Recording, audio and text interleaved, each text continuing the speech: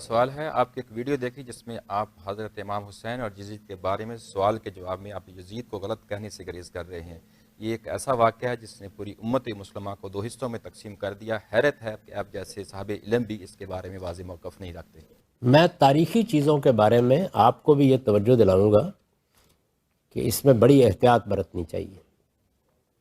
یعنی قرآن سنت، میں نے ابھی آپ کو بتایا ہمارا دین قرآن و سنت میں ہے، وہ پورے یقین کے ساتھ ہم تک پہنچ گئے، مسلمانوں کے اجماع اور تواتر سے پہنچے ہیں، ان کے بارے میں ہم یقین اور اعتماد کے ساتھ گفتگو کرتے ہیں۔ یہ جو تاریخی ریکارڈ ہے، آپ جانتے ہیں کہ یہ کس طرح سے مرتب ہوا ہے۔ یعنی کم و بیش میں نے آپ کو بتایا ہے کہ 80 سال تک رسول اللہ صلی اللہ علیہ وسلم کے بعد کوئی باقاعدہ مورخ نہیں ہے جس نے تاریخی تحقیق کر کے کوئی کتاب لکھی ہو۔ زبانی روایتیں ہیں، قصے ہیں، قصہ گو لوگ ان کو بیان کر رہے ہیں، اس کے بعد اس کو لوگوں نے مرتب کرنا شروع کیا ہے۔ اس میں کہاں کہانیاں شامل ہو گئی ہیں، کہاں کیا کیا تحریفات ہو گئی ہیں، کیا کیا خرابیاں ہو گئی ہیں، یہ خود تحقیق کا موضوع ہے اور اہل علم اس پر تحقیق کرتے رہتے ہیں۔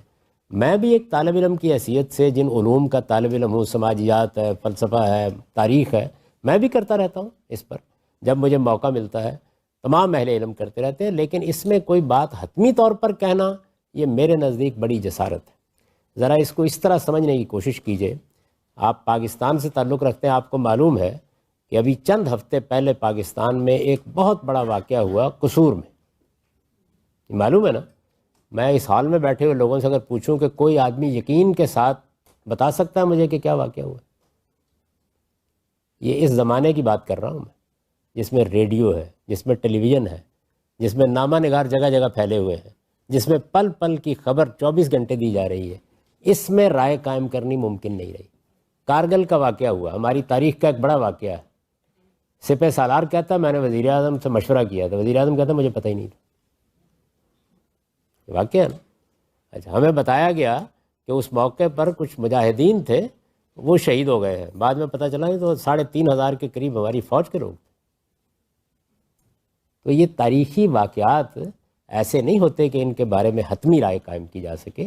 اس وجہ سے میرا طریقہ یہ ہے کہ میں زیادہ سے زیادہ یہ بات کہوں گا کہ جتنا کچھ میں نے مطالعہ کیا ہے میرے خیال میں معاملہ ایسے ہوا ہوگا، بس اس سے زیادہ میں کوئی بات حتمی طور پر نہیں کہتا۔ تو نہ میں کسی کو پھانسی چڑھانے کا قائل ہوں، محض تاریخی معلومات کی بنیاد پر میری پہلے ملاقات ہو اس آدمی سے، مجھے پتہ چلے کہ اس نے کیا کہا تھا، اس کا موقف کیا تھا۔ مجھے تو قرآن مجید نے یہ تعلیم دی ہے کہ اگر کسی مسلمان پر تہمت لگا دی جائے تو اس کے کردار کو، اس کی سیرت کو سامنے رکھ کر تمہیں رائے قائم کرنی چاہیے، اور یہ کہہ دینا چاہیے کہ سبحانہ کا ھذا بہتان و عظیم، کہ میں اس کی تائید کرنے کے لیے تیار نہیں ہوں۔ تو اس لیے میں خاص سیدنا حسین رضی اللہ عنہ کے بارے میں کوئی بات کروں، سیدنا علی رضی اللہ عنہ کے بارے میں کوئی بات کروں، ہمیشہ اسی لب و لہجے میں کرتا ہوں کہ جو واقعات موجود ہیں وہ بس اس طرح ہیں، ان سے بظاہر ایسے لگتا ہے کہ یوں ہوا ہوگا، اس سے زیادہ میں کوئی کمنٹ نہیں کرتا۔ اللہ قرآن